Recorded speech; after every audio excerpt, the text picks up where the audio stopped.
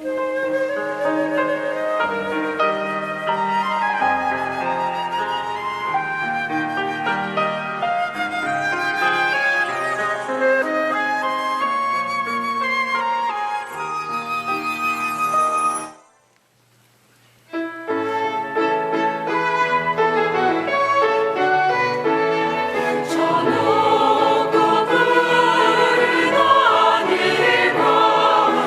없이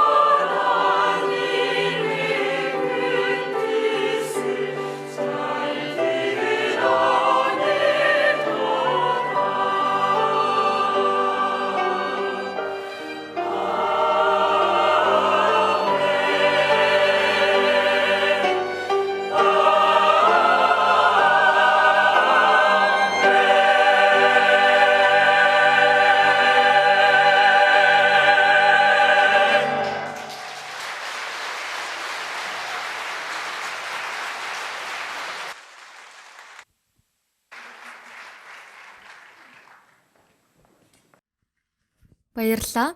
Библийн ишлэл уншия. Матай Библи 8 дугаар бүлгийг уншия.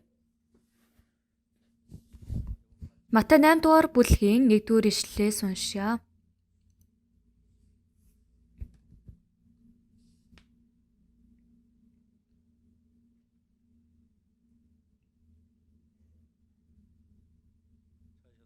Олсон бол Матай 8 дугаар бүлгийн 1 дугаар ишлэлээс уншия. Есүсийг уулаас бууж ирэхэд асар олон хүн түүнийг дагав. Уйман өвчтөе нэгэн хүн түүн дээр ирээд өмнө нь сүгдэж, "Эзэн минь, хэрэв та хүсвэл намайг цэвэр болгож чадна шүү дээ" гэхэд Есүс гараасан хүн түүнд хүрч "Хүсэж байна. Цэвэрш" гэв. Тэр даруй түүний уйман өвчин нь цэвэршжээ. Есүс түүнд үүнийг хэнд ч хэлж болохгүй харин явж өөрийгөө тахилчид үзүүлээд тэдэнд гэрчлэхийн тулд Мосегийн тогтоосон өргөлийг өрг гэлээ. Энэ хүртэл уншия.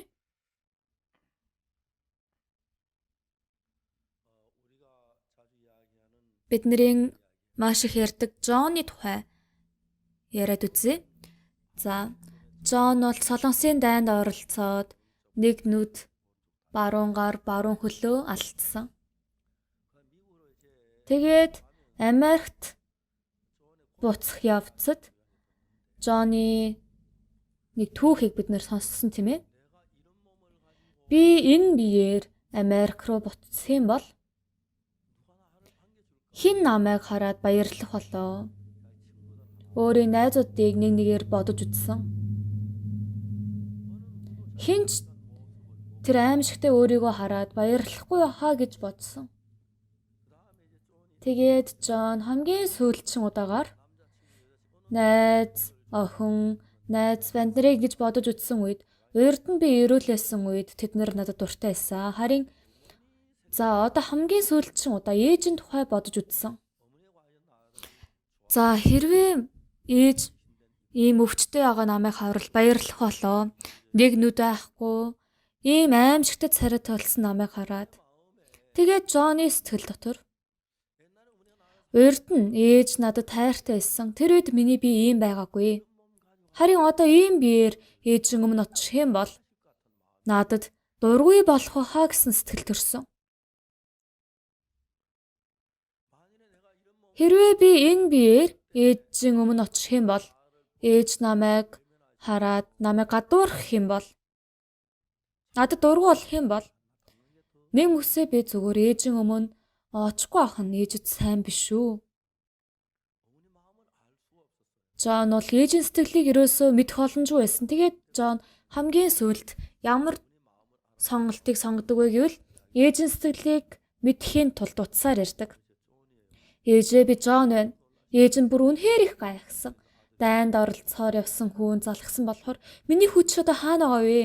Ээжээ би одоо Лос Анжелес онгоцны буудлын дээр сая ирлээ. Чиний би зүгээр үү? Тийм ээ, миний би зүгээр байна. Хүү ээж одоо тэнд юу хийгээд байгаа юм бэ? Хурдан гэртээ буцаж ирэл дээ. Ээжээ би одоо найзтай хамт байгаа л та. Маргааш өглөө очих гэж байна. Өө тийм үү, тэгвэл маргааш хурдан ирээрээ. За ээжээ. Ээжээ би танаас нэг гуйх юм байна.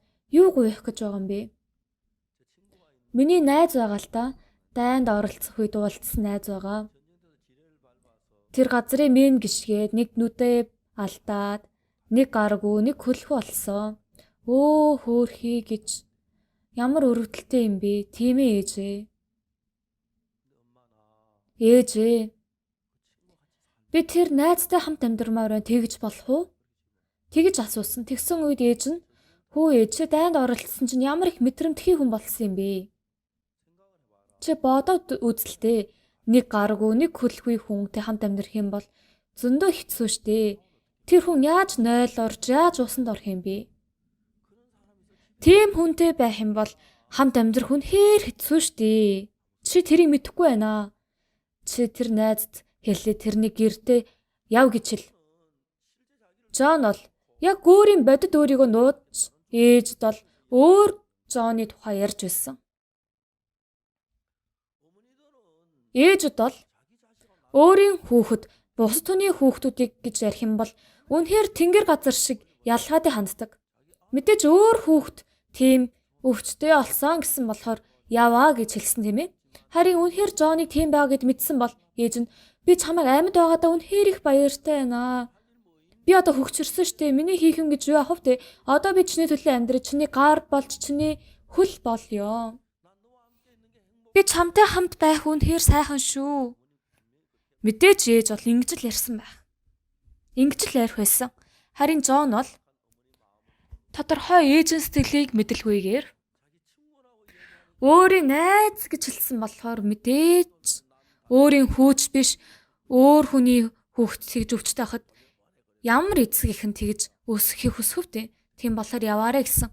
Харин Джон бол тэрийг сонсоод би ээж таягцсан гэж бодоод ийм өргөн уудам Америкт намайг хүлээн авах газар нэгч байхгүй гэвэл намайг бүгдээрээ өрөвдөж байгаа нүдээр харах юм бол би амьдрахгүй дээр штэ гэд тэгээд зочид буудлын дээврээс амиа хорлохоор шийдсэн.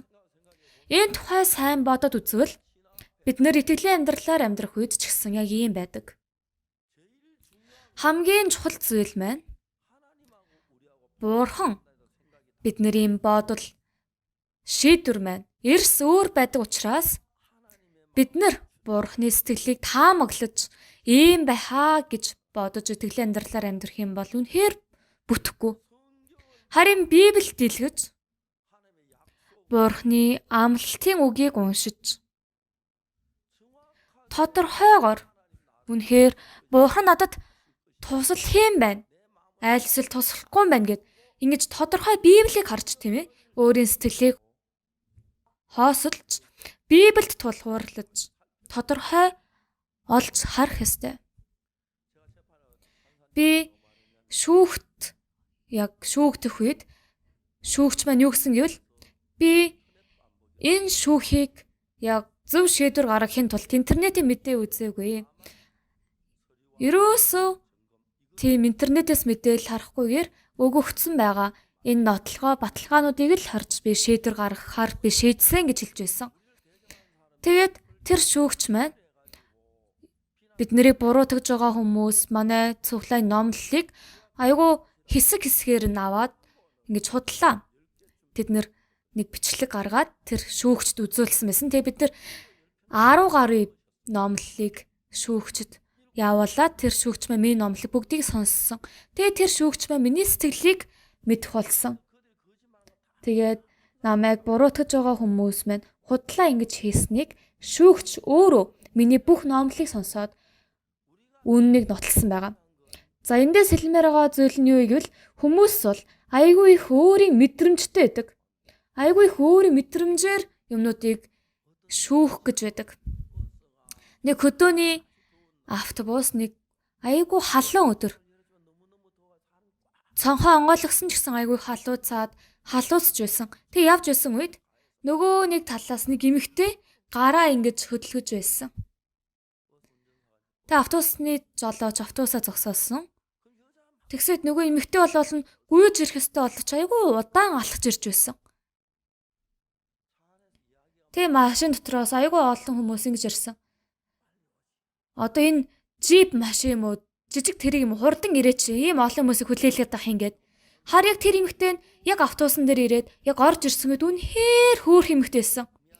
Уучлаарай гээл нэг иймэрхүү маягаар орж ирээд ярьж байсан. Тэгсээд бүр хинч бүр дуурдаггүй. Тэгээд автобусны жолооч маань чигээрээ ингэж явсан. Хэрвээ айгүй царай муутай эмэгтэй тэгж орж ирсэн байсан бол тийм болохоор хөөхөн эмэгтэй хүмүүс бол айгүй амархан бардан болох боломжтой. 90 тойронд байгаа хүмүүс бол ихэвчлэн хөөхөн эмэгтэй л гэх юм бол өршөөжгдөг. Тийм болохоор Кангнам 4 замын энэ хэсэгт байгаа гоо сайхны мэс заслын имлүүд айгүй их мөнгө олдог гэж хэлж байсан.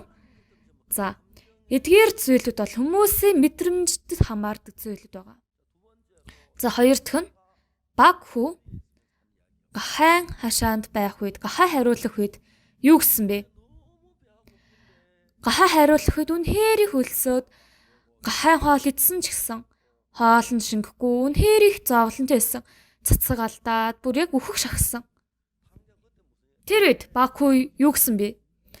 Эцгийн минь гэрт Элбэг дэлбэг байдаг хүмүүс хичнээн их байдаг үлээ. Гэтэл би энд өлсөж өгөх нь. Баг хүү эндээс ямар шийдвэр гаргасан гэвэл би энд байх юм бол өлсөж өгөхээс аргагүй.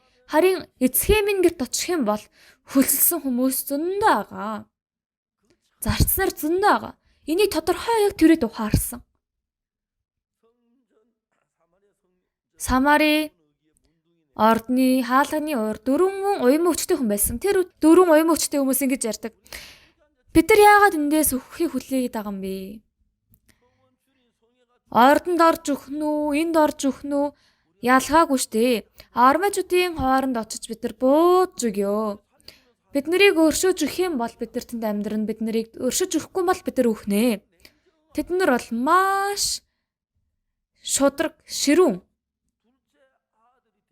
Тэр баг хүү гахайн хариулт тодорхой олж харсан зүйл нь юу вэ гэвэл би энэ газарт байвал өлсөж өгөхөөсөр аргагүй, хэцүү байхаасаар аргагүй. Харин аавын гэрт очих юм бол за хүү биш байсан ч гэсэн зарцнаар ч гэсэн элбэг дэлбэг хоол хүнстэйсэн. Би ингээд залуудаа тариалангийн газарт ажил хийх үед айгүй их хоол авчирдаг. Тэг өдрийн хоолны цаг болох юм бол ажил хийж байгаад өдрийн хоол идэх юм бол үнэхээр амттай идэх тийм ээ. Будаа тайрах ч юм уу, авраг, гурил тайрах ч юм уу ийм ажил хийж байгаад за энд харах юм бол баг хүү гахай хариулж байгаад бодоход би урд нь аавын гэрт амьдрах үед эцгийн минь хөлсөлсөн хүмүүс ч гэсэн үргэлж цатлаглан байдаг байсан шүү дээ. Тэгэд илүү хоол идээрэй гэд тэр зарцнаар нь үгүй би бүр цадсан байна гэд. Ихэвчлэн бид нэр тариалангийн газраас ажил хийгээд өдрийн хоол идэх юм бол бибимбап иддэг. Тэр үед гүнжтийн өрний тос хийгээд, гужужаан хийгээд, гужужааныг бол заавал оруулах ёстой. Манай хүүхдүүд жоохон байх үед бол би бибимбапыг байн хийж өгдөг байсан. Кимчиг хэрчиж шигээд. Тэгээд дараа нь юу илээ? Гүнжтийн өрний тосоо хийгээ тийм ээ. Би лав тэр хоолыг бол эхнэрээсээ илүү сайн хийдэг байсан. Тэгэж хоол идж байснаа ингэж бодсон үед аавын гэрт бол элбэг дэлбэг хоол хүнстэйгаа баттай байсан. Би аавыг өгөөсгээд аавын бүх төрөнгийг үүрсэнгээд аавын гэрт очих юм бол аа намайг юу холлоо гэж санаа зовсон. Тэгээ баг хүү аавд би Тэнгэрийн эсрэг таны өмнө нүгэл үйлдэжээ. Би цааш таны хүүгийгтэн зохисгүй. Намайг хөлснийхөө нэг хүн болгооч гэсэн. Би хичээнгүй ажиллаа хийе. Би зүгээр л нэг хоол идье. Би одоо хүүгийгтэн зохисгүй. Би ингэ боолоор очи та намайг аваач гэх тийм ээ. Баг хүү бол яг ийм байдлаар өмнө очсон. Харин та бүхэн ч гэсэн буурхны өмнө бүдэг бадаг зүгээр нүдэнд харагдахгүй тэр буурхны өмнө тулгарч байгаа энэ ертөнцийг бодох юм бол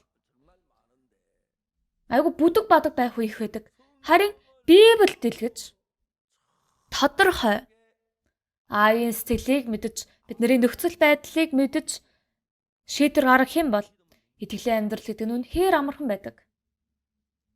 Чесуян итгэгч сэр нурууны өрөвсөлтөй болоод би засч чадахгүй, хүндэрч чадахгүй орон дээр хэвтэж амьдарч байсан. Шээсийг бол нэг утсаар ингэж машинаар ингэж гаргаж авдаг. Харин хүндрэх үед бол ямар ч тийм гаргах боломжгүй болохоор ээж нь бүр шахаж гаргадаг. Айгүй хэцүү. Нэг ийм амьдралаар амьдрангаа. Яг тэр үед надтай уулзсан. Би тэр үед өөрийн цуглааны үед Күмээ сүм дээр очиж бүтэнсөө тэрийн цуглаан хийсэн. Тэр үед Сүхён тэрэнцэрт сууж, хойно цуглаанд сууж исэн. Тэгээ би Сүёнд ойртож очоод бусад хүмүүс сандалд сууж хахад яагаад чи тэрэнцэрт сууж байгаа юм бэ? Чи тэр газарт суух дуртай юм уу? Тэр газарт суух сонирхолтой юм уу гэд жоохон тоглоом маягаар ярьсан. Тэр үед Сүхён юу гэсэн гэвэл би 19 настай 12 дугаар ангийн сурагч Чесуян байна. Тэгж өөрийгөө танилцуулаад би сэр нурууны өрөвсөлтөй болсон. Иймч бол намайг орон дээр хөвтөж байгаад уудалгүй үхнэ гэж хэлсэн гэсэн. Тэгээ би асуусан. Хүүе, ойр дангаах ухаан ингэж их хөгжсөн байхад ганц өрөвсөл эдгэж чадахгүй гэж юу гэсвэд харин боломжгүй гэж хэлж байна. Энэ өрөвслийг юусоо эдгэх боломжгүй гэж хэлж байна. Тэр үед би Чесуяныг хичээнгүй ч юм уу хичээнгүй залбираарэ гэж ярьсан ч биш. Яг ямар сэтгэлийг оруулж өгөх ёстой вэ гэвэл Есүс Христийн сэтгэлийг тодорхой мэдэх юм бол тэгээ би Есүсийн сэтгэлийг Сухианд тодорхой зааж өгөх ёстой байна гэсэн сэтгэл төрсөн. Тэгээ би түүнд ингэж хэлсэн. Библийг уншаад үзвэл Есүс өвчтөе хүмүүстэй уулзах үе болгоно нэг ч удаа бүр нэг ч удаа гадуурхах ч юм уу зүгээр өнгөрөөгүй. Ялангуяа дэд хууль Библийг уншаад үзэх юм бол ямар үг байгаа гэвэл энд харах юм бол хараагүй юм шиг өнгөрөхгүй гэсэн. Үхэр хань төөрч аваа хаврал хайхралгүй бөө өнгөрөө. Харин түүнийг заавал буцаан хүргэж өг. Илчиг эсвэл өхөр замд унсан байхыг харуул хайхралгүй бөө өнгөр. Ах トゥ удаа түүнийг түшиж босгоход нь заавал туслаа гэсэн үг маш их гардаг. Энэ үгийг уншил үнэхээр сайхан нь би хоньч биш, илчигч биш оловч. Хонь төөрч аль эсвэл замд унсан байх юм бол өрөвдөлтөө эцтэй. Энэ хонь төөрсөн байгаа юм байна. Тэгээд гэртээ уяад манай гэрт төөрсөн хонь байгаа шүү. Эзэн ирж аваарэ гэд ингэж эзэнд тэр хоньыг өгөх гэж хичээх ёстой. Нэг ингэж амьдраарэ гэж хэлж байна тийм ээ. Эзэн бол хайхралгүй бөө өнгөрөө гэж хэлж байна штэ. Би заримдаа бүр зүгээр өнгөрмөр санаад хөөж гсэн байдаг. Харин эзэн бол хайхралгүй бөө өнгөрөө гэсэн мэт. Харин би тэгж хийж чадахгүй байдаг. Хайхралгүй бөө өнгөрөө. Энэ талаар сонссон үед үнэхээр их талархсан нь Есүс хайхралгүй бөө өнгөрөө хичээд Есүс өөрөө бид нарыг өвчтөе үед хайхрахгүйгээр би Есүсээс зөвлөгөө авах ёстой, Бурханаас зөвлөгөө авах ёстой гэл би Канаан сүмд номлол тарах ёстой гэд ингэж Есүсэл хизээж тэгж зөөр өнгөрөхгүй. Бидний өвчнийг, бидний өвдөлтийг, бидний гунигийг бидний зовлонг мэдэж байгаа. Тийм болохоор хайхралгүй бөө өнгөрөө гэсэн тэр Есүс бид нарыг өвчнөөс эдгээрч чадна, бид нарыг өөрт төгс болгож өгч чадна, бид нарыг нүглээс угаач чадна, биднэрт баяр хөөр, ад жаргал, амар тайвныг өгч чадах нь Есүс. Харин бид нарыг зүгээр өнгөрнө гэж үү? Хизээж тэхгүй. Сухианаа. Тэгээ би эзний энэ сэтгэлийг тодорхой хэлж өгсөн. Эзэн бол чамайг хамгаалж өгч байгаа, тусалж өгч байгаа. Чамайг зүгээр өнгөрөхгүй, чамд тусалж өгнө. Харин ийм болохын тулд чиний сэтгэл эзэнтэй нэг сэтгэлтэй болох ёстой. Чи хичээнгүй залбирч, их өргөл өргөж, сайн зүйл хийж ижил эзний сэтгэлтэй нэг болох юм бишээ. Чиний сэтгэл Есүстэй нэг болох ёстой. Нэг болж ижил эзэн ажлаа хийж чадна. Цахилгаан уцтай тасарх юм бол тог гүйхгүй зтэй. Үүнтэй адилхан. За гадаад улс руу авах юм бол Солонгост бол Wi-Fi гэдэг зүйл айгүй сайн байдаг. Харин гадаад улсад бол Wi-Fi маш муу байдаг. Тэгээд би хүмүүст утсаар ярих гэж байвал бүр ингэж интернет сайн болохгүйгээс болоод утсаар ярьж чаддаггүй. Тэгээ эргэн тойронд байгаа пасторуудыг харах юм бол бүгдээрээ гар утсаа оролдож байдаг. Гар утсаа оролдох юм бол тэд нэр бүгдээрээ Wi-Fi асаалттай байдаг. Тэгээ би бүх хүмүүс Wi-Fi ашиглах юм бол Wi-Fi сайн болохгүй шүү дээ. Тэгээ би та нар бүгдээрээ унтраа гэж хэлдэг. Тэгээ Wi-Fi-г унтраасан үед миний Wi-Fi сайн болоод утсаар ярих боломжтой болдог. Харин эзэн мэд хоёр бол бид нар бол Wi-Fi сайн байж эзэнтэй харилцаж чадах бишээ.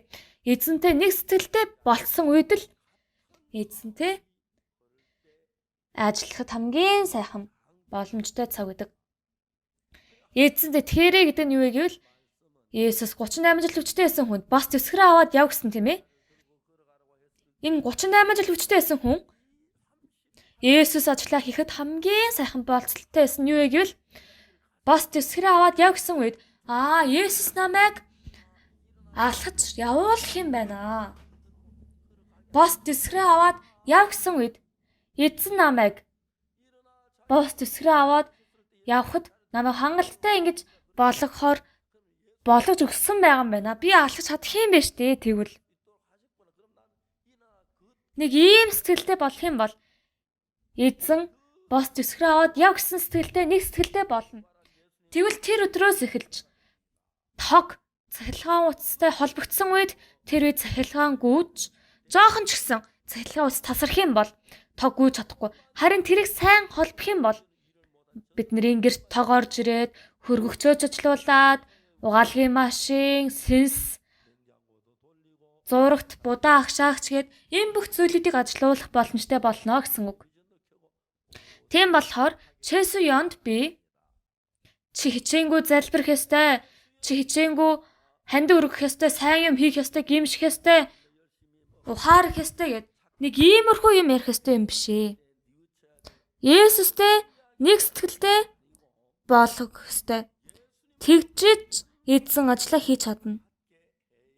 За Есүстэй нэг сэтгэлтэй болно гэдэг нь Есүсийн хэлсэн үгийг бид нэр харахад ямар ч байсан зүгээр итгэлээр хүлээж авах юм бол тэрэд бидний сэтгэл эзэнтэй нэг сэтгэлтэй болж чадах юм аа.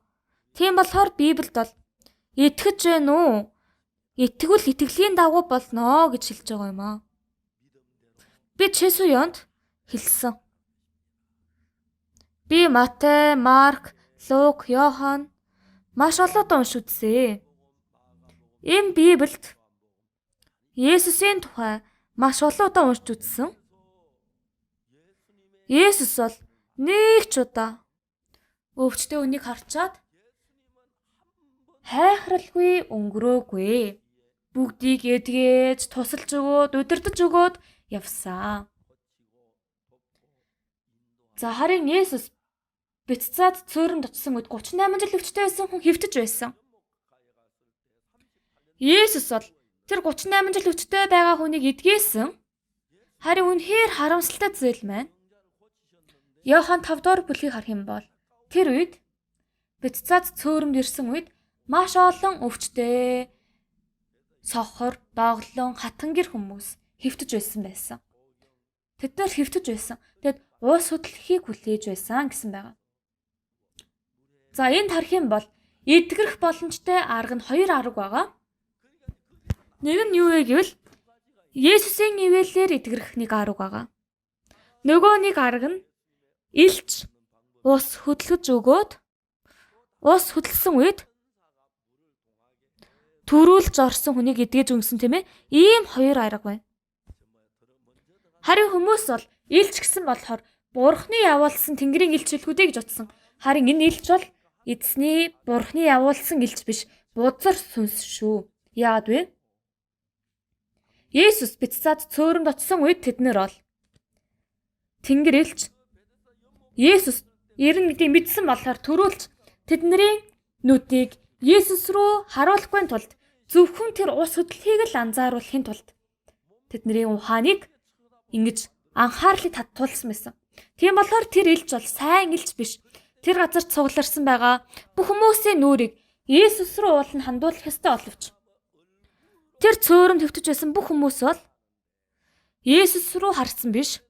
Бүгдээрээ Есүс хайн байсан болохоор Есүс нуруугаа харуулж бүгдээрээ тэр цөөрөм рүү харж байсан болохоор Есүс бол өөр хүмүүсийг бол эдгэж өгч чадаагүй.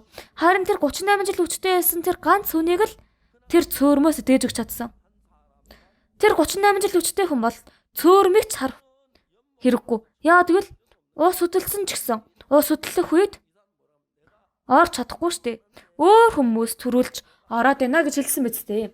Угаасаа тэрний бие нь бүр хөдлөхгүй байсан болохоор хичнээн хичээсэн ч гэсэн өөрийн урд байгаа хүнээс л төрүүлж орох боломжгүй байсан. Илч уусаа хөдлөгсөн ч гэсэн уус хөдлөх үед өөрөө төрүүлж орох боломжгүй байсан болохоор эргэн тойронд байгаа хүмүүс зөөр хоол хүнсэл гуйхаас өөр аргагүй байсан. Тийм болохоор тэр хүн бол Есүсийг харах боломжтой байсан. Гэвч өөр хүмүүс бол Есүстэй уулзах боломжгүй байсан. Тэгэд Есүс ганцхан тэр үнийг л аварч чаддаг. Тэр хүнд Есүс хэлэхдээ бос дэвсгэрээ аваад яв гэж Есүс айлтсан. За тэгвэл энэ өвчтэй хүн босоод дэвсгэрээ аваад яв гэсэн тэр үгийг сонсох үед өөрийн сэтгэл дотор бол айгүй их эргэлдсэн байх. Энэ өвчтэй хүн Есүст итгэж байсан хүн юм бол Есүс бос дэвсгэрээ аваад яв гэсэн үед бол Есүс бос дэвсгэрээ аваад яв гэж юм бол би алах чадах юм байна. Угаасаа нарыг алах чадуулсан бүх зүйлийг бэлтгэж өгсөн болохоор л ингэж хэлж өгсөн билүүтэй. Би тэгвэл алах чаднаа гэд ингэж итгэлээр шууд босол олно. Ойлгож байна уу? Харин эндээс харах юм бол энэ өвчтэй хүнд Сатан ямар бодлыг оруулж өгсөн гэвэл Есүс бол угаасаа л ингэж хэлж идэв. Угаасаа байнга болж бүтэхгүй юмнуудыг боолно гэд. Миний хөл хатсан штий. Юу гэж би алхаж авч чадчих юм бэ? Үнэхээр боломжгүй. Би алхаж чаддаг байсан бол үхс. Би галзуурсан уу? Яах гэж би энэ өдөө хүртэл хийчихээд ингээд ийм хоёр дуу чимээ сонсогдож байсан. Хүмүүсээ та бүхэн бидний итгэж байгаа бурхан бол төгс хүчит бурхан. Амен болж байна уу? Бас бид нар тайртай бурхан. Түүний цорын ганц хүүг бүр бидний төлөө явуулж өгсөн. Төгс хүчит бурхан, тэр бурхан бид нар тайртай гэж яхад бидний төлөө хийж чадахгүй ажил гэж юу байх вэ? Тэгээд би хэрэв миний гиз өвдсөн гэж бодъё. Тэгвэл бид нар харахад бол боломжтой, боломжгүй зүйл гэж ялгдаг тийм ээ. Тэр үед миний харахад боломжтой зүйл өнө боломжгүй зүйл өнө энийг чухалчилж харах ёстой биш ээ. Есүс байгаа болохоор Есүс боломжтой нөө боломжгүй нөө гэж хэлж байна уу? Энийг л чухалчлах ёстой гэсэн үг. Амен болж байна уу? Тийм болохоор та бүхний дотор маш олон бодол, туршлага байсан ч гэсэн хамгийн чухал зүйл нь Есүс бол бурхан учраас Есүс надад юу гэж хэлсэн бэлээ? Энэ талаар бодох ёстой. Тийм ээ, Есүсийн хэлсэн үг бол ёсоор болдог штэ гэд ийм итгэлтэй болох ёстой. Чи юу хаана хэлэнцэд хорхоо татхуулаад яг өөхөх шахсан. Тэгээ тэр үед утсаар ирсэн. Энэ залуу, энэ оюутан бол хэлэнцэд хорхоо татхуулаад шүн унтаж явах үед татхуулсан. Тэгэд 12 цаг өнгөрсөн тэр үед. Хэлэнцэд хорхооны хооронд бүх биеэр тархаад бүр зүрх хүртэл явсан. Тэгээд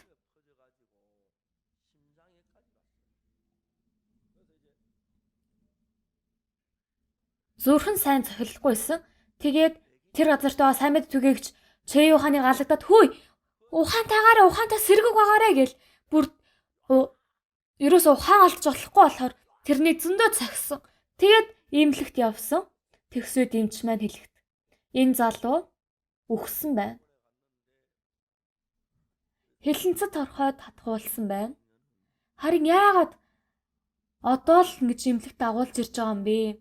Шууд дагуулж ирсэн ч гэсэн их аюултай штэ. Харин одоо л энэ үхнэ. Туслаач үгүй боломжгүй та энийг гэртээ дагуулж аваад яв. Гэт имлэгээс хөөгцсөн. Тэгэд өөр имлэгт явсан үед ч гэсэн өөр имлэгээс ч гэсэн адилхан хэлж байсан. Туслаач гэсэн үед зөөр имлэгт орон твтүүлээд нэг тариа тарж өгсөн. Тэгсэн үед амьсгаагаа хураасан. Тэгээд эмч маань зүрх судасны яаралтай тусламж ингэж шигээд тэгсэн ч гэсэн тэрний даралт нь унаад л байсан. Тэр үед хамгийн сүүлч удаагаар даралт тэмцсэн үед даралт маань ихэвчлэн за жирийн хүмүүс даралт хэмжээд үзэх юм бол өглөө ингээд дасгалаа хийгээд яг хэмжих юм бол нэг 138 ч юм уу да тий нэг тиймэрхүү байдаг. Харин тэр үед Йохан бол бүр даралт нь 20 болж байсан. Бүр даралт нь бүр зүрх нь марав цохирлохгүй байсан. Тэгэд дуулан жирийн хүний биеийн температур маань жирийн хүн бол 38-нууд 30 гэх юм бол одоо бүр тэрнийх нь 17 болсон байсан. Бараг өгсөн хүн байсан. Тийм болохоор эндээс харах юм бол Найбериа хүртэл онгоцоор арих юм бол 18 цаг шаардна. Тэгээ Че Юханы би маш сайн таньдаг залуу байсан. Тэгээ би энэ залууд имч явуулсан ч гэсэн имлэг сайн им явуулсан ч гэсэн одоо тэр үхээсээр аргагүй байсан. Тэгээ би ууцсаар итгэлийн тухай ярьж өгсөн. Яхан миний үгийг сайн сонс. Би өдөр өглөө Исая 44 бүлгийн 31-р ишлэлийг уншсан. Энэ Библиэд юу гэж бичсэн гэвэл харин эзэнт найдагчдын хүч нь шинчлэгдэнэ. Тэд бүргэт мэд жигүүр дээрээ илэн хайлтна. Тэд гүйхтэйч үл ядарна, алхахтаач үл цуцна. Яхан чи за энэ бурхан бол хэзээ ч худлаа ярьдаггүй шүү. За энэ Библиэд эзэнт найдагчдын хүч маань шинчлэгдэнэ гэж хэлж байна. Яхан чи хэлэнцэд торхооны хорийг ялахын тулд чамд шинэ хүч хэрэгтэй. Энэ Библиэд бичигдсэн Бурханы үг тийм болохоор эзэн бол хэзээ ч худлаа ярьдаггүй. Чи Бурханд найдаад үзээ. Тэгвэл Бурхан гарцаагүйгээр чамд шинэ хүчийг өгөх болно. Бүргэт мэд жигүүр дээрээ илэн хайлна, гүйхтэйч үл ядран, алхахтаач үл цуцна гэж хэлж байна. Гарцаагүй. Тэ би энэ Библийг уншсан. Тэ Бурхан би ингэж Бурханы сайн мэдгийн ажлыг хийх үед яг л супермен шиг айгүй хүчтэй ингэж намайг ажиллаа хийхэд туслаач гэж өмнө залбирсан. Уусангийн пастор ч гэсэн өргөж надтай энэ залбирлыг хамт хийдэг байсан. Уусангийн пастор намайг хараад та супермен шиг харагдаж байна. Яг Бурхан тэр та залбирх үед тэр залбирлыг сонсч өгсөн юм шиг байна гэж хэлж байсан. Ялангуяа би онгоцсон суух үед ээлээгээс ингэж авах үед би тэжоноос бүр ингэж машин суух үед үнэхээр их ядардаг байсан. Тээгүүд оройны цуглаанаа дуусгаад машин суугаад явах юм бол айгүй их ядардаг байсан. Харин одоо л эзэн Бурхан намайг үнэхээр супермен шиг Нью-Йоркоос энд ирсэн ч гэсэн саяхан би Бразилд явсан. Өмнө Парагвайгаас онгоцсон суух үед бол онгоцонд баг 30 цаг суух ёстой. Тийм одоо миний бүр ойлгохгүй байгаа юм юу гэвэл онгоцсон сухад яагаад ядраад байна гэж хэлээд ойлгохгүй. Газар хаглаад байгаа юм уу? Үрт тариад байгаа юм уу? Хоол хийгээд байгаа юм уу? Буурцаг хуураад байгаа юм уу? Одоо юу хийд юм тийм үстэй. Кофе уумаар бол кофе уугаад, спрайт уумаар бол спрайт уугаад, хэрэгтэй юм байвал хэрэгтэй юмаа хэлээд. Би миллион майнер болохоор онгоцны үйлчлэгч нар бол үргэлж миний хойноос намайг хүлээж байдаг. Тэгээд бүр үргэлж нийс сонгоцны удирдагч ирээд сайн байна уу? Танд хэрэгтэй юм байна уу? Хэрэгтэй юм байвал үргэлж хэлээрэй гэж хэлдэг. Унтмаар байвал унтаад, ном уншмаар байвал ном уншаад, кино үзмээр байвал кино үзээд, тогломоор байвал тоглоод. Яагаад ядраад ингэж хэлээд байгаа ойлгохдгүй юу? Онгоцсон суул ерөөсөө ядардаггүй. Бурхан надад шинэ хүчийг өгсөн. Яхан чи энэ Библи бол Бурханы хэлсэн үгнүүд байна. Бурханы хэлсэн үгэнд бол эзэнт найдагчдын хүчин шинжлэгдэнэ гэсэн байгаа. Бурхан бол хэзээ ч худлаа ярьдаггүй. Яхан чи эзэнт найдаарэ. Тэгвэл эзэн чамд шинэ хүчийг өгөх болно. Тэгвэл чи хэлэнцэд торхооны хорийг ялж чадах болно. Энэ үнэхээр амархан үг байна тийм ээ. Яхан тэр үед өөрийгөө өхнө гэж бодсон. Үнэхээр их зовлонтой байсан. За нэг хүмүүсээ зөөр үхээд л гээд бодсон. Тэр үед Яхан юу гэж бодсон гэвэл өөр онгоцны буудлаас Америкаас Найбериа явх үед аав нь түүнийг чанга тэрвэрч өгсөн гэсэн. Тэр аавд нэг дахиж нэг үхээс өмнө тэрвэрүүлэх юмсан гэж бүр бодоод сэтгэлд альтын үхэл нь орж ирсэн байсан. Яг тэр үед би энэ Библийн ишлэгийг уншиж өгсөн. Йохан. Библи бол хэзээ ч худлаа ярьдаггүй. Эзэн хэлэхдээ эзэнт найдагчдын хүч нь шинжлэгдэнэ гэж хэлж байна. Чи зөвхөн эзэнт найдаарай. За, итгэл гэдэг нь юу вэ? Хичээнгүй залбираад, харь хэллээр яриад, бүр өрөрөө гэл яриад тийм ээ. Ингэж ярьлаа гэд итгэлтэй болох юм бишээ. Зүгээр Библиэд байгаа энэ үгийг ёсоор нь хүлээж байгаа тийм ээ. Энэ бол Бурхны үг үстэй. Бурхны үг байхад яагаад итгэж чадахгүй байгаа юм бэ? Энэ бол Бурхны үг байна. Эзэнт найдагчдын хүч нь шинжлэгдэнэ гэж хэлсэн болохоор. За хүмүүсээ хүч өг нь өгөхгүй байгаа нь. За хүч өгөх ажил бол эзний хийх ажил үстэй. Хэрвээ эзэнт найдсан үед шинэ хүч орж ирэхгүй бол эзэн бол худалч хүн байна. Тийм ээ? Тийм үстэй. Эзэн өөрөө найдах юм бол шинэ хүчийг өгнө гэж хахад шинэ хүч өгөхгүй бол худлаа ярьж байгаа худалч хүн болно үстэй. За энэ дэлхийн ингээ бараа мараа гарах юм бол бүгдээрээ тийм лого тэмдэгтэй идэх тийм ээ. Харин эзэн бол зүгээр итгэл. За бид нар Бурханд итгэх үед тодорхойгоор эзэнт найдагчдын хүчин шинжлэгдэнэ гэсэн болохоор та бүхэн харахад бол тодорхой ингэж эзэнт найдаж үзэх ёстой. Шинэ хүч орж ирнэ үү, орж ирэхгүй нү? Шалгаж үзээрэй. Шинэ хүч орж ирэхгүй бол Бурханд итгэе тэгэрэй тийм үстэй. Гарцаагүй эзэн бол өөрийн хэлсэн үгэнд ёсоор биелүүлж өгдөг. Харин энэ талаар сатан аяйгүй их биднэрт ажил хийгээд би өмнө нэг итгэсэн үед болоогүй зү гэл. Сайн итгэнэ үү, сайн итгэхгүй нь тэр нь чухал биш ээ. Итгэнэ үү, итгэхгүй нь эндээс л бүх юм шалтгаална тийм ээ? Тийм үстэй. Итгэж байна гэдэг нь байл итгэж байна гэвэл итгэж байна л гэсэн үг. За би итгэж байгаа юм болоо гэл. Би итгэж байгаа ш дуулна гэл. За ингэж итгэж л байвал олно. Итгэж л байвал олно. Тэ чи Йохан тэр үгийг сонсоод итгэсэн. Бурхаваа би танд найдаж байна. Сүхян ч гэсэн яг адилхан. Сүхян чи миний үгийг сайн сонс. Чиний сэтгэл Бурхантай холбогдох юм бол Бурхантай чиний сэтгэлийг болно. Тэгвэл тэр цагаас эхэлж Бурхан чиний дотор ажиллаа хийх болно. Тэгээ би ингэж хэлсэн.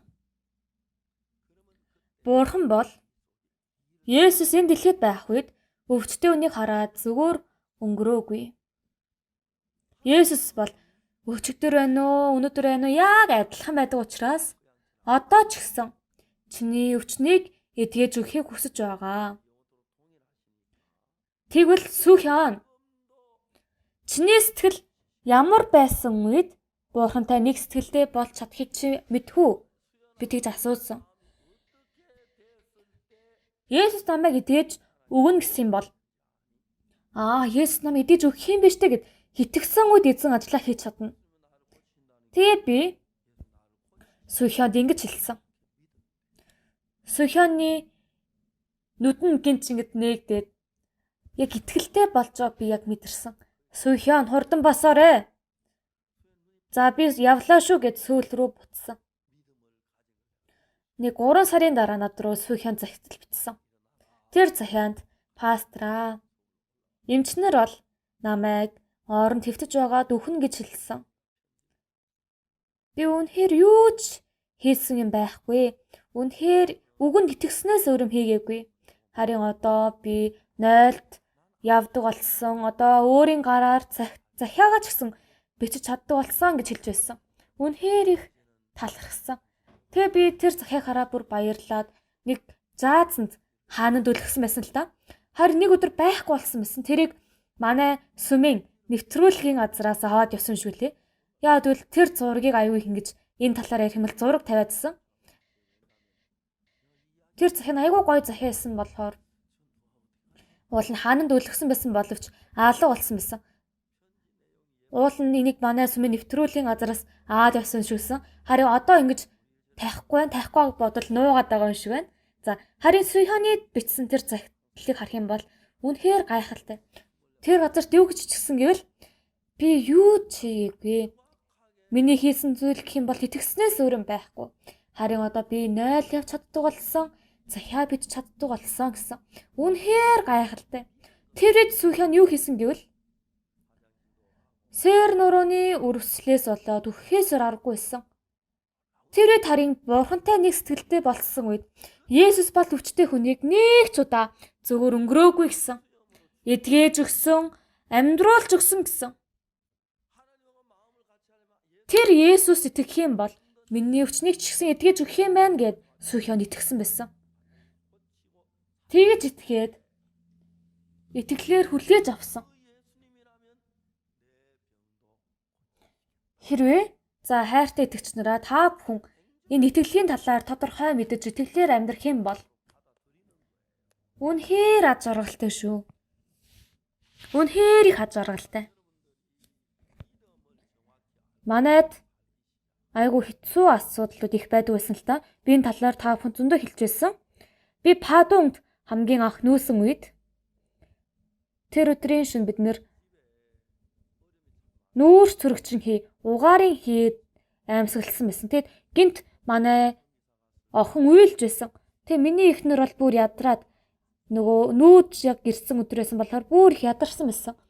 Тэгэд миний охин уйлээд исэн болохоор би ингээд сэрээд аягүй их уур хүрээд хүү эхнэрээ та яагаад хүүхдээ уйлуулээд байгаа юм бэ?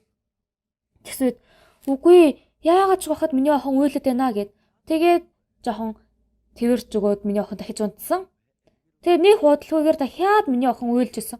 Тэгээд би 2 удаа бүр нойрноосоо сэрсэн болохоор уур хүрээд хүү яагаад хүүхдээ уйлуулээд байгаа юм бэ гэс.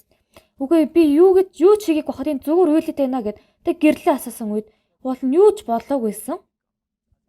Тэг гэрлээ асаасан үед миний эхнэр 0 ороод хийгээд ингээд өрөөнөөс гарсан. Тэг яг өрөөний хаалгаа нээсэн. Яг өрөөний хаалгаа нээсэн үед хүчтэй нэг сал хүлээсэн үед миний эхнэр шууд ухаалцсан. Тэгсэд би бид нүүрс төрөгчин хийг аимсгалсан биз дээ гэд энд байгаа залуучуудаа хэнийг сайн ойлгохгүй бах. Өмнө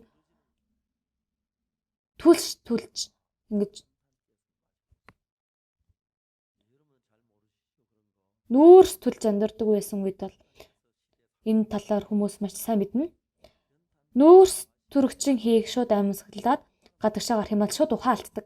Тэгээ би унтаж байсан өнсөгийг түлхэж гаргасан. Яагаад гэвэл би охиноо тэрж агаад гадагшаа гарах юм бол яг л ихнэр шиг ингэж унаад ухаалтчихээ гэж бодоод тэгээд би шууд хашгирч орилдсон.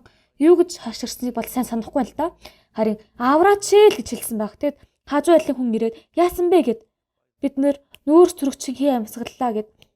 Тэгээд хажуу айлын хүн нэг өрөөнд бид нарыг оруулаад даавуу гаргаж өгөө тэндээс бид унтсан.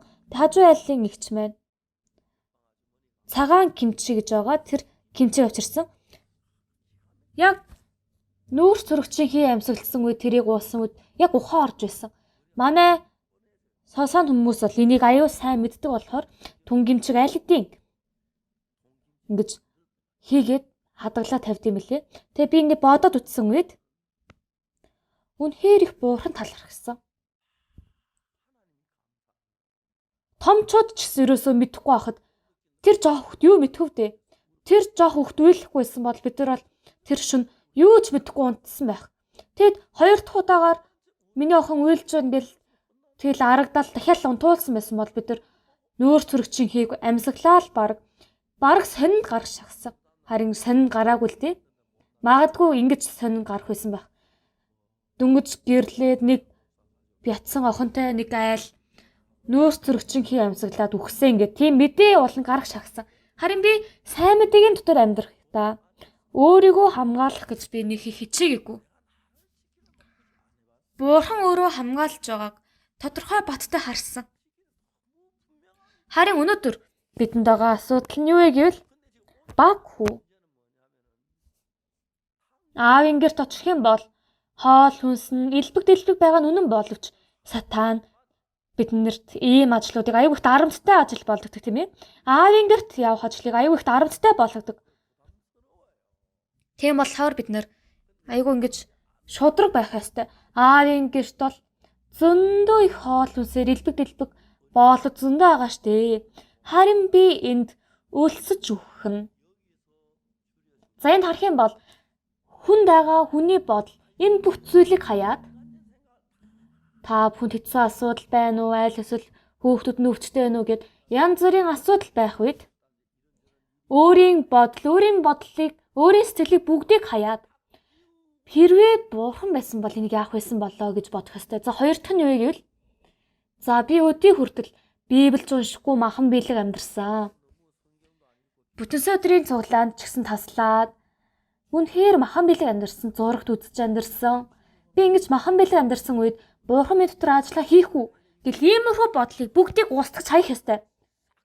Харин сатан бол тэр үед ямар бодол оруулдаг вэ гэвэл чи худлаа ярьсан мэт чи бүтэнсэ өдөр цуглаанд яваагүй зү 11 хандаа өргөөгүй зү гэд иймэрхүү шалтгаан тавьж бурхан чамд чиний дотор ажиллаа хийхгүй хаа гэж ярьдаг. Сатан бол ингэж хэлдэг. Тэр үед та бүхэн юу гэж ярих ёстой вэ гэвэл сатанаа зайлгаж ярих ёстой. Бурхан бол миний үйлсийг харахгүй. За сайн сонсорын хүмүүсээ Есүсийн загалмайд урсгасан тэр цусыг л харж намайг хүлээж авнаа. Ойлгосноо уу? Тийм болохоор та бүхэн бүгдээрээ та нар өөрсдийгөө харах юм бол яг үнэндээ бүгдээрээ махан биелэг амьдардаг хүмүүс тийм эзэстэй тийм үгүй юу? Паукс пастор ч гэсэн тийм байдаг шүү дээ. Зарим хүмүүс бол Паукс пастрыг айгүй сүнслэг хүн гээл те. Харин яг адилхан махан битгий хүмүүс үсттэй. Би ч гэсэн махан биелэг амьдрах үе байдаг. Заримдаа нэг удаа мацаг барих үед та хэдэн өдөр мацаг барих гэж байгаа юм бэ гэхэд би 4 өдөр гэсэн.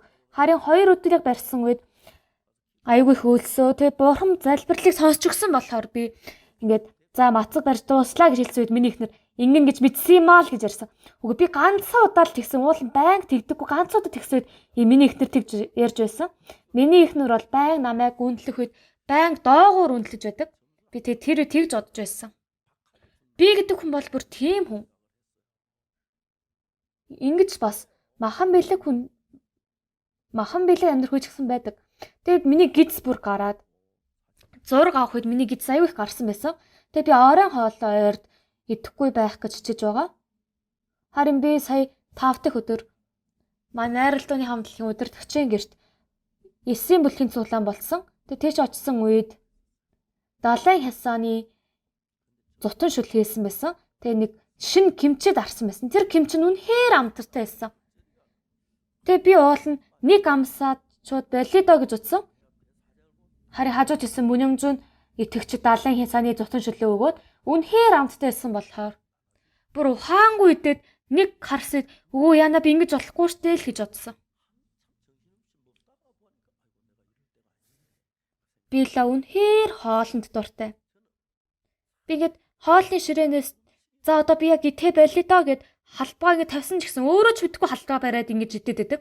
Ууланд би идэх болио гэж ингэж бодсон ч гэсэн. За үнэхээр сонирхолтой зүйл нь юу гэвэл хоол миний уур байх юм бол би ерөөсө хүлээж чаддаг. Уул нь хүмүүс бүгдээр ирсэн үед хамт идвэл сайхан тийм ээ. Харин би ч мэдлгүйгээр аль хэдийн бүр гараараа ч юм уу да ингэж савхаараа хачраа ингэж идсэн байдаг.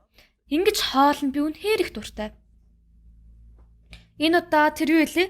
Гадаад улс руу явах юм бол үнэхээр их баяртай юм юу гэвэл за баярлаа гэж хэлэх ёстой юм болоо одоо яах ёстой сайн мэдгүй. Харин хүмүүсийг ирэхгүй ч болно гэж ярьсан ч гэсэн бүр талаас самуу нэмнэр ирдэг. Харин үнэхээр гайхалтай. Үнэхээр ийм үнэн сэтгэлтэй хүмүүс бол солонгост анх нэг л байд. Нэг л ганц л энэ хүмүүс л байдаг юм шиг байна. За та нар амар загас гэж мэдхүү. Хангун дуугаас бүр авчирсан. Тэрийг бүр авчираад уулын тэрийг авчираад баригдах юм бол баларна штэ.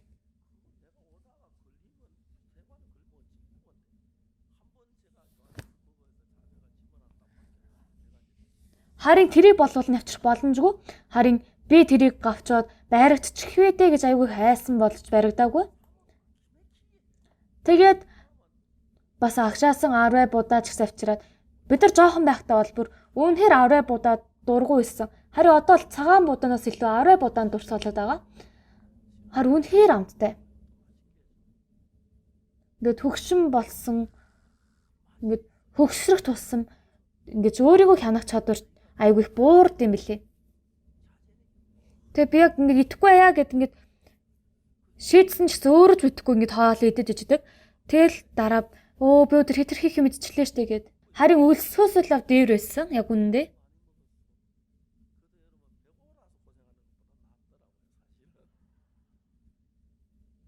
Би өөрийгөө харах юм бол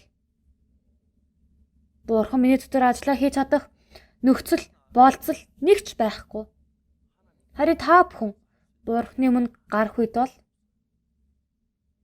та бүхнийг болцол болгож орох ёстой биш ээ. Есүсийг болцол болгож орох ёстой, ойлгосноо? Тийм болохоор залбирах үед ч гэсэн та бүхэн сайн сонсоорой.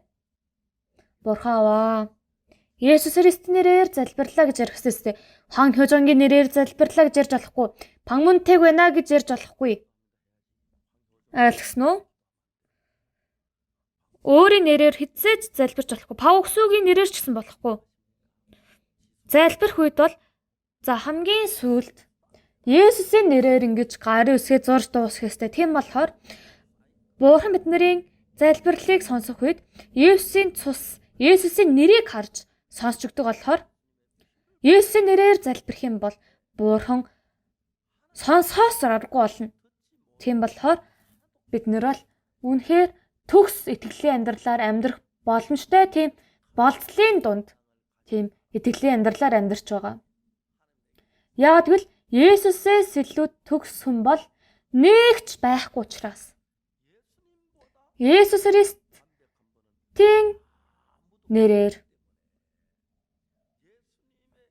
залбирх юм бол тэр үед эзэн бидний залбирлыг сонсно, ойлгосноо? Хэрвээ жишээлбэл би нэг итгэгчээ нэг банк яваад ирээрээ гэд тэгвэл би өөрийн дансны дугаар нууц кодод зааж өгнө үсттэй. Тэгвэл тэр итгэгч миний дансны дугаараар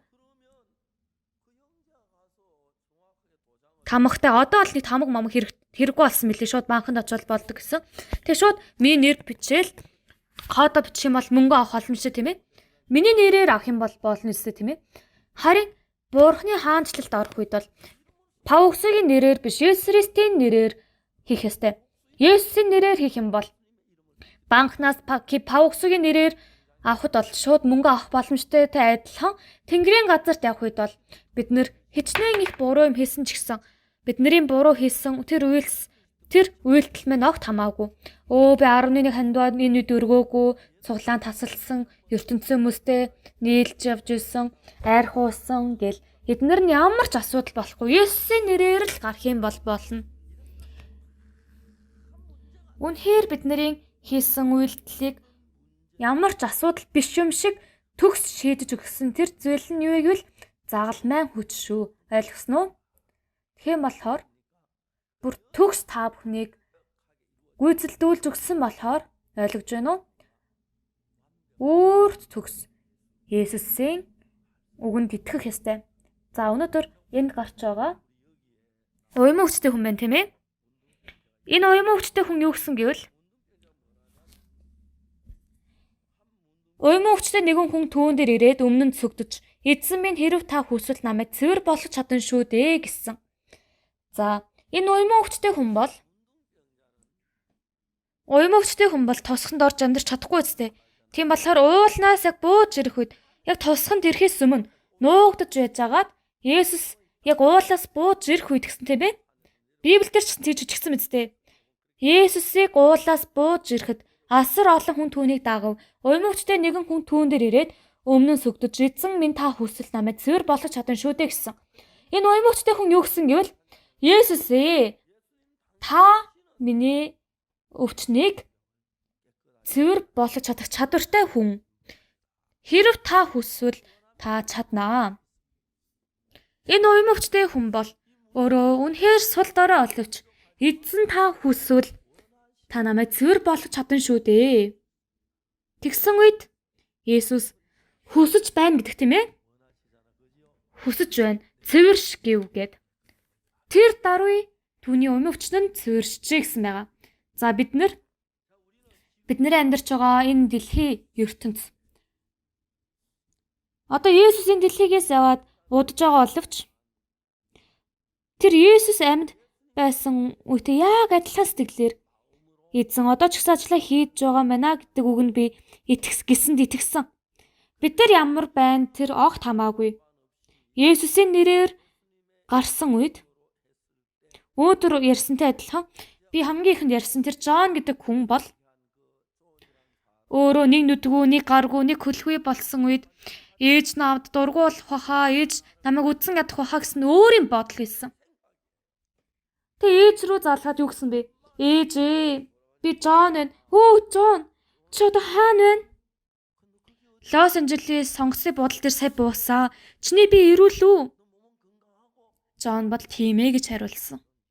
Ээж ээ, уучлаарай. Би албаар тэгээгүй. Би газрын мэн гიშгсэн. Ээж, таны хүү одоо нэг гаргүй, нэг хөлгүй, нэг нүдгүй болсон.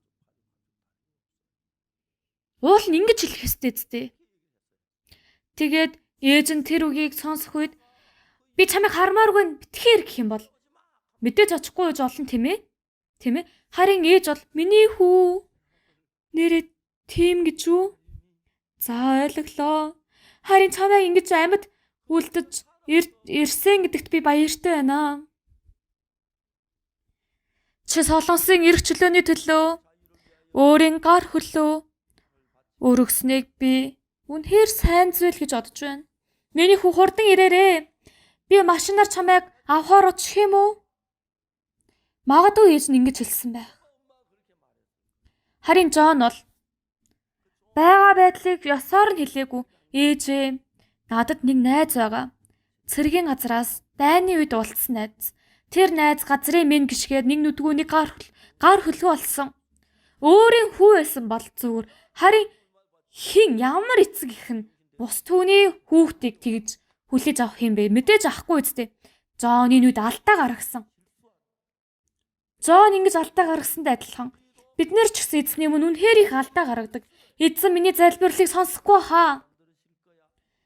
Би хичнээн өвчтэй хүн байсан ч гэсэн, хичнээн нүдгүй хүн байсан ч гэсэн, хичнээн гаргүй хүн байсан ч гэсэн хүү байхад тийм биз дээ. Ээж бол хизээж тэхгүй ойлгосноо? Аав тийм гэж боддог. Харин ээж бол хизээж тэхгүй тийм биз дээ. Би ингэж ихнэрийг харсан үед ээж гэдэг хүн ямар байдгийг би маш их сайн мэдсэн. Тэгэд ингэж Америк явх үед миний ихнэр бол ач хүүхдүүдэд өгөх хоол гээл, бэрдээ өгөх, хүүдээ өгөх хоол гээл бүгдийг бэлддэг. Тэг над дээр ирээд мөнгө өгөөч гэж гуйдаг.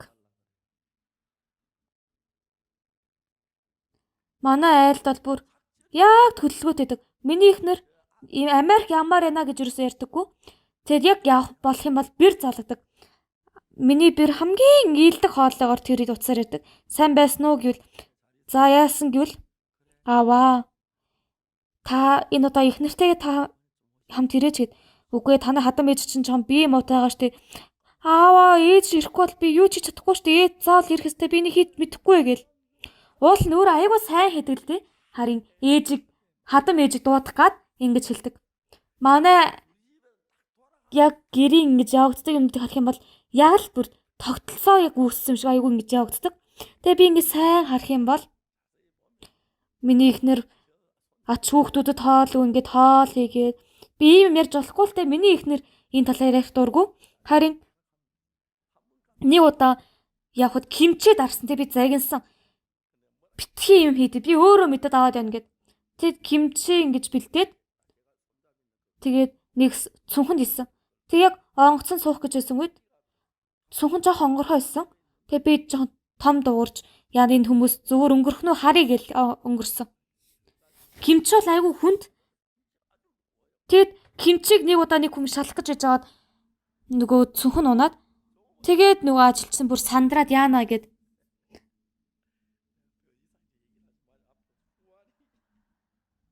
Тэгээ би энэс цааш одоо ярихавал харин миний ихнэр үнэхээр аж аргалтай байдаг. Ач хүүхдүүд харах, хүүгээ харах, бэрээ харах, охноо харах. Энэ хүүхдүүдэд юу ч байсан өгөх гэж байдаг. Энэ нь ээжийн сэтгэл байдаг. Тэгээ би тэрийг харах юм бол би ч гэсэн өөр үед мөнгө өгөөч гэх юм бол нэг их өгдөггүй. Харин яг ингэж хүүхдүүдийн төлөө юм авах гэж мөнгө өгөөч гэх юм бол жоохон илүү мөнгө өгдөг. Жоо ингэж хангалттай мөнгө өгдөг. Яг тэр үед манай гэр хамгийн аз жаргалтай, найрамдалтай үе болдог байгаа. Би дараа 7 хоногт оройн онгоцоор Америк явна. Sea-Leaf хийхээр явна. Өнөөдөр өглөө бас над руу нэг холбоо ирсэн байсан. Миний хүү бэр хоёр ярилцсан шиг үлээ. Энэ удаа ээжээ ирээрэй жилхгүйгээр 4 сард Лос Анжелесын кемп хийх үед ээжигээ дуудаад жоохон эрс дуудаад амраад тэгээд кемпд оролцоод ингэж бид нар бол манай бэр хүүгийн шийдсэн шийдвэрийг аюу их ингэж дагдаг.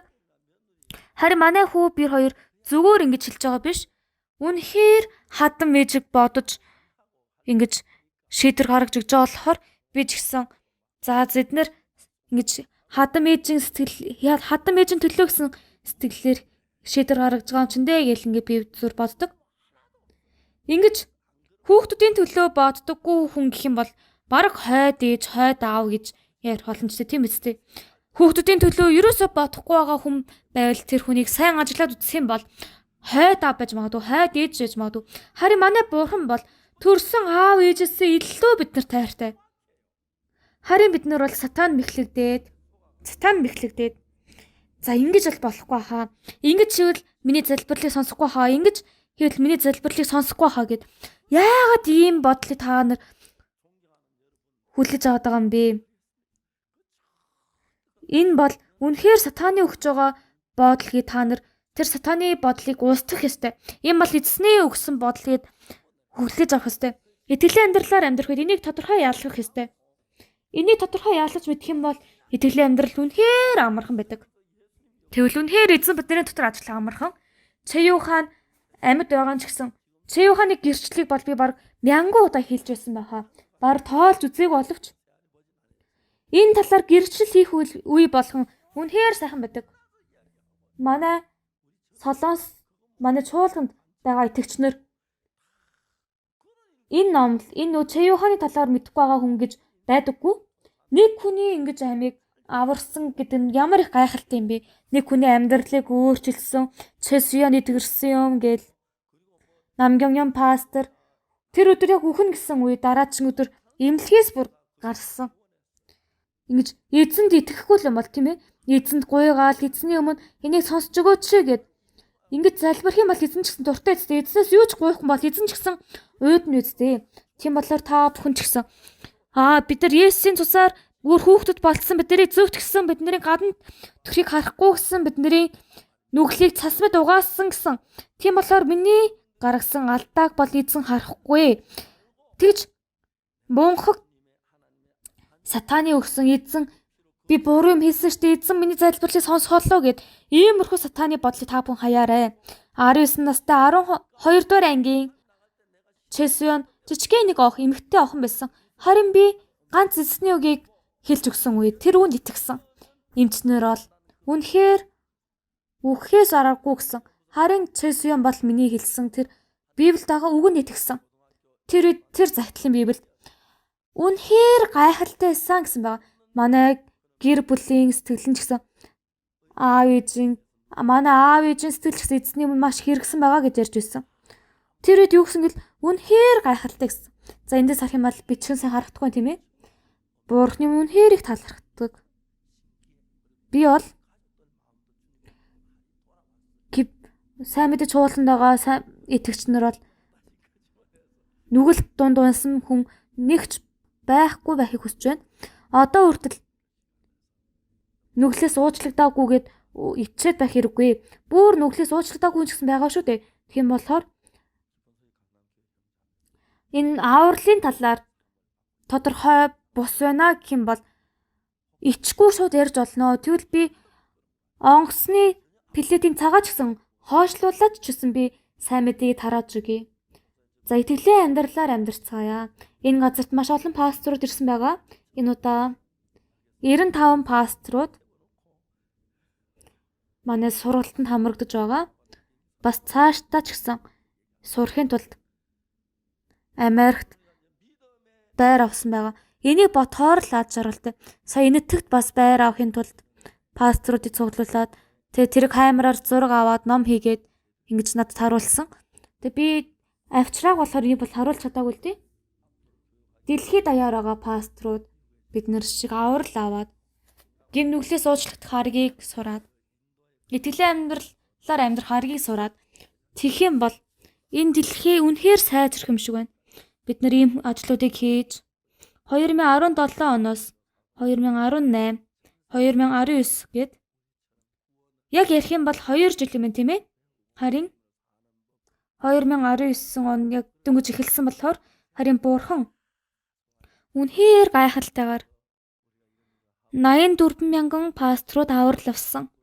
Эдгээр хүмүүс бид нар Библийг зааж, итгэлийн амьдралаар амьдарч, бас авралын талаар тодорхой баттай итгэлтэй болж, энэ сайн мэдээ тарах харгийг сайн сурах юм бол пасторын амьдрал үнэхээр сонирхолтой тийм ээ.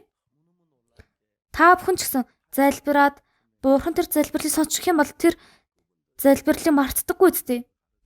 Ингэж эзний өмнө бус хүмүүсийн төлөө ч гэсэн залбирч өгөөд баг хүү аавын гэрт буцах явд үед тодорхой мэдсэн зүйл нь юу вэ гэвэл бол элбэг дэлбэг хоол хүнстэй гэдгийг тодорхой мэдсэн. Хоёр дахь нь би аавын гэрт очих юм бол намайг хөөж магадгүй учраас тэгвэл би аавын хүү гэхэд зохисгүй намайг боолын нэгээр аваач гэх тий. Боолоор авах юм бол би арай үлсэхгүй үстэй гэж бодоод тийч зоригтой явж чадсан. Ойлгосноо? Та бүхэн ч гэсэн Бурханы өмнө гарахад зоригтой гараарай. Бас Бурхан юунд дуртай вэ гэвэл та бүхний залбирлыг үнэхээр сонсож хариу өгөхийг хүсдэг. Та нар царай мөтөөсөн ч гэсэн ойлгож байна уу? Ойлгож байна уу?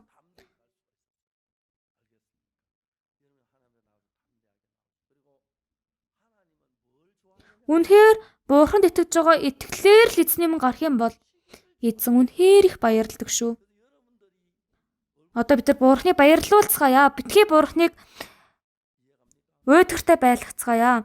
Үнэхээр Бурханыг ухаангүй, завгүй болготлоо.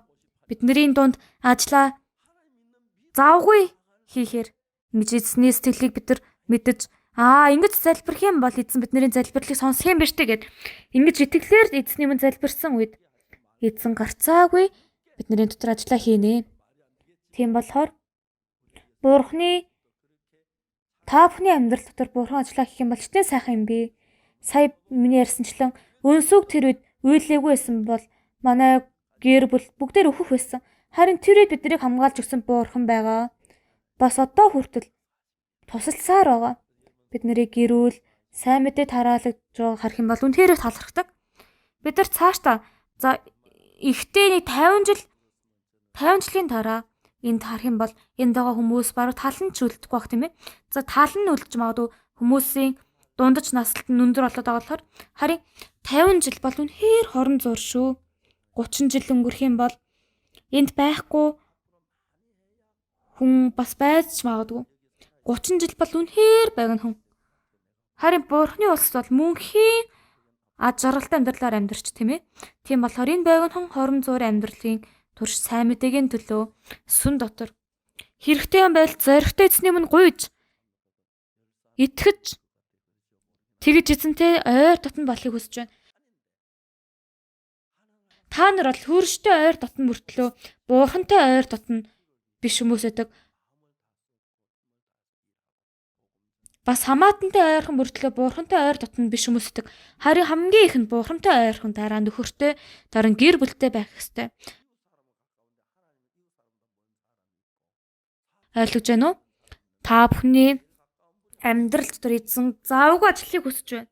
Эзэн мэд дотор ажиллаа хийхгүй хаа гэсэн ийм бүдэг бадаг тодорхой бус ийм сэтгэлтэй байхгүй байхыг хүсэж байна.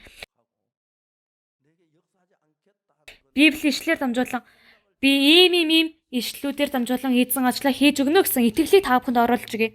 Тийм болохоор та бүхэн ч гэсэн үнэхээр та бүхний амьдралд тулгарч байгаа асуудал юм битгий санаал зовоод бай.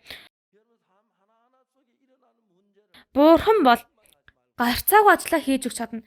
Бидний үнэхээр шийдэж чадахгүй ажлыг ч гэсэн эзэн шийдэж өгч чадна. Үхсэн Лазар 38 жил өвчтэй байсан хүнийг ч гэсэн эзэн амьдруулж өгч байгаа юм шиг тийм ээ. эзний өмнө ингэж магтаж, эзнийг алдаршуулах ийм өрөөлтэй сүм болохыг хүсэж байна. За тэгвэл залбирцгаая. Ганцаараа залбирцгаая.